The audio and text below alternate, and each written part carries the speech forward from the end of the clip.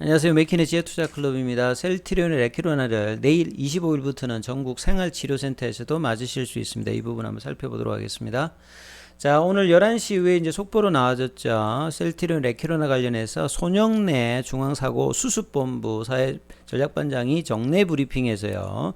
최근 확진자 증가, 오늘 이제 국내 확진자 수가 4,000명이 넘었습니다. 코로나19 이후 최대치인데요. 경증, 중증증 환자 치료 강화를 위해서 레키로나가 그동안에는 지역별 거점 치료 의료기관 중심으로 공급됐는데 이 공급 대상 기간 확대해서 생활치료센터, 요양병원 등 치료 현장에다가 공급될 예정입니다. 투여 대상은 산소 치료가 필요하지 않은 수준의 경증 환자 중에서 50세 이상, 기저질환 혹은 이제 폐렴소근이 있는 환자들이죠. 생활치료센터는 제약사에 신청하거나 별도의 주사실에 설치하거나 협력병원을 활용해 투여할 예정이다.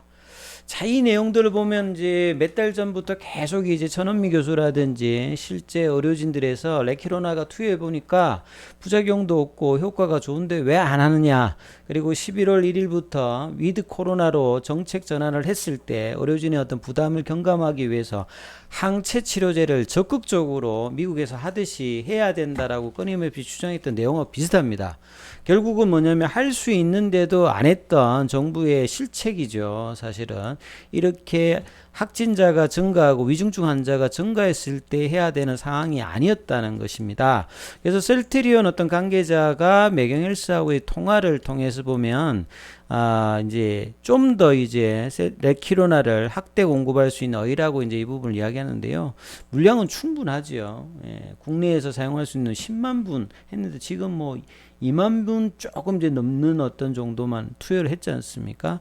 그 레키로나 같은 경우에는 7월달, 8월달에 인도네시아, 브라질, 최근에 페루에서도 조건부 허가를 받았고 국내에서는 9월달, 유럽에서 11월달 이제 정식 품목허가를 받았으니까 사실 이제 정확한 어떤 흐름이 되었다면 2월달에 조건부 허가를 받으면서 전국적으로 이 경증 환자들 중심으로 이렇게 레키로나 투여가 확대되면서 이제 유럽 허가 받기 전에도 이제 많은 국가들의 이제 긴급 사용 승인 허가를 받으면서 국내의 어떤 효과를 인정받으면서 이런 차원에서 유럽이라든지 미국 쪽에 빠르게 이제 긴급 사용 승인을 얻어서 이 성구매 이런 흐름이 나왔으면 3분기에 어떤 실적의 어떤 부진들도 없었을 거고, 예, 주가의 하락도 이렇게 나오진 않았을 건데 지나서 보면 상당히 뭐 아쉬운 부분들이 국내에서 좀 시작되었던 부분이라고 보실 수 있을 것 같습니다.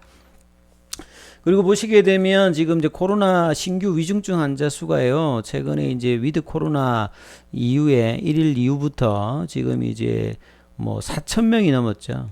그 다음에 이제 뭐 위중증 환자도 지금 586명 정도로 늘어나면서 정부에서 이 병상 가동률 관련되는 부분들도 지금 서울 쪽은 이제 뭐 포화 수준이고요.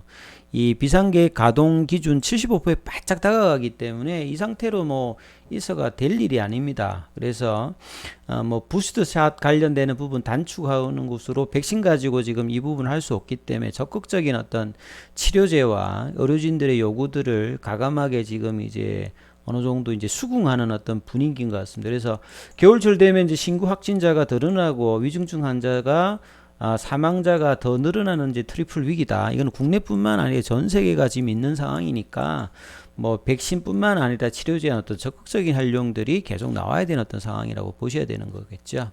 그래서 이제 이런 어떤 나름 이제 호재가 어제 발표되었던 이 분식회계 논란 관련해서 이 한겨레 신문에서 발표되었던 이 금융당국이 셀트리온에 대한 감리위원회 심의에 착수했다.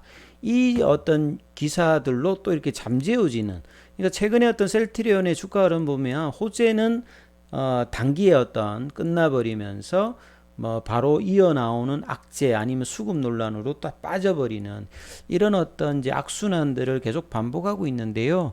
자, 이 3년 만에 분식회계 논란은 이제 2018년, 2019년도에 주가가 하락을 2019년도에 할 때 이 분식회계 관련되는 부분에서 뭐 재고 논란이라든지 여러 가지가 있었는데 뭐 내용은 이렇습니다. 2018년 그러니까 이제 셀트리온 헬스케어하고 셀트리온 관련되는 부분에서 본래 이제 헬스케어가 셀트리온이 만들었던 이제 의약품 관련되는 부분에서 판권을 이 국내하고 국외하고 다 가지고 있었는데요.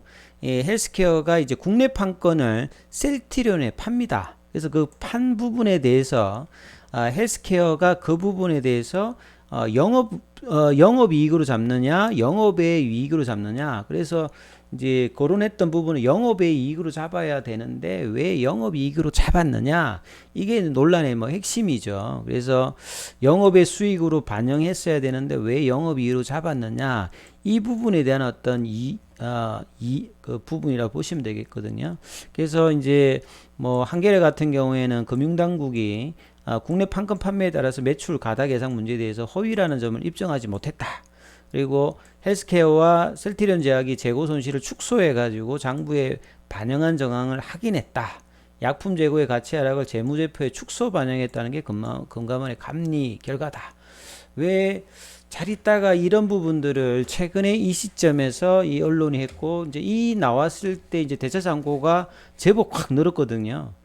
그래서 이게 우연이라고 치기는 조금 이제 의심스러운 부분이 많이 있습니다. 그리고 본질적으로 이제 뭐 셀트리온하고 셀트리온 헬스케어는 지배구 조정과 직접적으로 연관이 없어요. 그래서 이 부분에 대해서 이제 뭐 회계상으로는 문제는 없는데 이전에 이런 사례가 없었기 때문에 이 부분에 대해서 계속 이제 거론을 했던 거죠. 그러니까 제도상의 문제는 없는데 위로 가게 되면 최종적인 어떤 대주주가 이제 서정진 회장으로 갔다.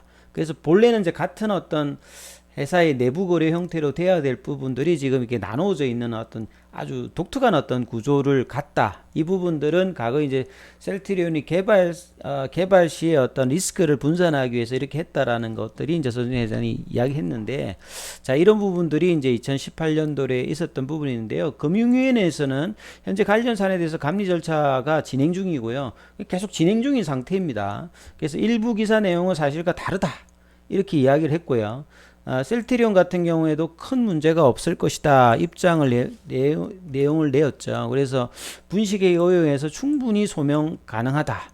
이제 그 동안에 이제 거의 뭐 43개월 동안, 셀트리온 제약은 53개월 동안 장기간 10개년의 이런 재무제표를 대상으로 진행되어 왔다. 그러니까 거의 이제 이렇게 쪼개지면서 나왔던 부분에 대해서 꾸준하게 이제 장기적으로 이제 이 부분들을 제기된 사항에서 성실히 소명하고 대부분이 이제 소명되었다라고 지금 설명을 하고 있죠. 그래서 추후에 이제 금융당국의 공식 감리 결과가 확인되면 회사 입장을 또 밝힐 것이다 이야기를 했기 때문에 그 언론에 대한 어떤 부분들이 단순히 제기됐다기보다는 이 공매도와 연관이 되는 어떤 부분으로 이제 뭐 추정이 되지요. 그리고 이제 셀트리온 같은 경우에는 이제 뭐 실적 관련되는 부분, 이 기사는 뭐 여러 번 나왔던 기사들인데요. 이제 작년부터 해가지고 올해 이제 3분기 연속으로는 이제 성장의 어떤 흐름들은 누적적으로 좀 줄어들었어요. 근데 전체적인 캐파는 올해 한 2조 정도가 넘을 것으로 보인다는 부분들, 한 1조 한 9,545억 정도, 그리고 영업이익은 한 7,585억이니까 전년 대비해서 성장은 해요. 근데 이제 전체적으로 전년 동기 대비해서 이 성장률이 이제 3분기가 줄어왔다는 거. 그리고 실적의 최고 전망은 뭐 2조 6,800억대, 뭐 영업이익은 1조가 넘을 것이다. 이렇게 지금 나와 있는 상태였는데요. 자, 3분기가 사실은 이제 레키로나 관련되는 부분이 이제 주려고 하다 보니까 이 나머지 이제 제품 믹서 관련되는 부분들이 램시마를 중심으로 해서 나오다 보니까요. 가격이 좀 줄면서 수익률은 어느 정도 유지가 되었는데요. 가격 자체가 좀 주니까 매출이라든지 영업이익 전체 캐파가 좀 주는 모습이었고, 이 램시마 SC라든지 유플라이마 이런 부분들이 뭐 여전히 좀 부진한 상태에 테바의 아조비 같은 경우에도 4분기 이연됐다는 부분들이겠죠. 그래서 3분기가 실적으로 보면 올해 들어서 최저점이 될 가능성이 높아지고 있다. 4분기는 이런 이연되었던 부분들이 정상적으로 들어가고, 이 셀트리온하고 휴마시스가 공동 개발하는 이 진단 키트가 4분기에 반영이 되지요. 그리고 레키로나 관련되는 부분들이 이제 어떻게 이제 계약 체결과 이 실적에 잡아 들어가느냐가 이제 제일 뭐 중요한 부분이 이렇게 말씀을 드리는데요. 차트를 통해서 보시게 되면 수급상으로도 보면 이제 셀트리온 같은 경우는 어제 이제 외국인들이 좀 팔았고, 어제 오늘 이제 기관들은 다시 좀 매도를 하고, 개인들은 최근에 이제 좀 뭐 매수를 하는 모습이었죠. 그래서 연기금 같은 경우가 좀 이제 재밌는 어떤 보면, 연기금이 거의 금요일하고 월요일 날에 조금 다시 매수를 했거든. 거의 한 달 넘게 만에 처음 매수를 했고, 좀 8월 달에 좀 반등이 좀 나왔을 때 흐름은 딱 보시면요. 이 국민연금 연기금이 매수세가 이렇게 좀 들어올 때 그래도 반등을 합니다. 수급이 상당히 중요해요, 사실은. 보시면 이때 흐름이 그래도 연기금이 매수를 하면서 수급이 좀 받쳐줄 때 반등을 좀 지속적으로 하는 흐름이었는데, 그 뒤에 연기금이 지속적인 매도를 하면서 호재를 이제 수급이 받쳐주지 못하는 흐름으로 공매도의 어떤 증가, 오늘은 이제 공매도가 한 3.34인데요. 어제 올라갔다가 좀 줄었고, 자, 이런 어떤 수급들의 개인들의 어떤 수급으로 올리는 거 좀 한계가 여전히 있는 상태인데요. 그래서 이제 결국은 이제 계약이 어느 선에서 나오느냐. 그래서 뭐 제가 볼 때는 이번 주 아니면 다음 주에 계약이 나와야 됩니다. 레큐론에 관련되는 부분에서 유럽의 어떤 계약이라든지 기타 국가에서 승인 뭐 이런 어떤 부분도 중요합니다만, 이제 그동안 그 30개국과 더불어서 했던 부분들이 빠르게 나와야 됩니다. 경구용 치료제가 나오기까지 이 3개월 동안에 얼마만큼 사전에 성금의 계약을 많이 뽑아내느냐가 셀트리온 입장에서는 굉장히 중요한 어떤 시점이라고 봐야 되겠습니다. 자, 그래서 이제 가격으로 보면 뭐 지금 25만 원대 갔던 이 부분들이 또 이제 일주일 넘게 행보를 하면서 다시 이제 원 상태로 내려온 상태에서 지금 행보를 하고 있거든요. 그래서 20만 원 이하는 뭐 가그 밸류에이션으로 보더라도 지금 이제 레큐론에 어떤 흐름들이 다 이제 지금 가격에는 반영되어 있지 않는 가격 수준으로 와 있습니다. 그래서 장기적인 부분을 본다면 이 가격 이하로는 이제 투자로도 뭐 밸류에이션 대비 싼 가격에 들어가는 어떤 흐름이라고 봐야 될 것 같고요. 과거 이제 2018년 19년 하락하고 난 다음에 이런 어떤 과정에서 행보를 하다가 올라갈 때 이 지점에 이제 들어가니까 이제 기간 조정이 이제 어떻게 되느냐. 근데 이제 기간 조정을 많이 할 수 있는 상황은 아니랬죠. 경구용 치료제 나오기 전까지 뭔가 하면서 주가가 올라가야 되는 상황이니까요. 그래서 빠르게 이번 주 다음 주에 계약 소식이 전해지기를 또 기다리면서 좀 반등의 흐름들을 좀 기대해 보도록 하겠습니다. 자, 그리고 이제 기타 셀트리온 관련해서 궁금하신 부분이라든지 정보 관련해서 문의하실 분들은 이제 무료 카톡방이 진행되고 있으니까 전화로 문자 남겨주시면 참여 코드 안내해 드리도록 하겠습니다. 여기까지 하겠습니다.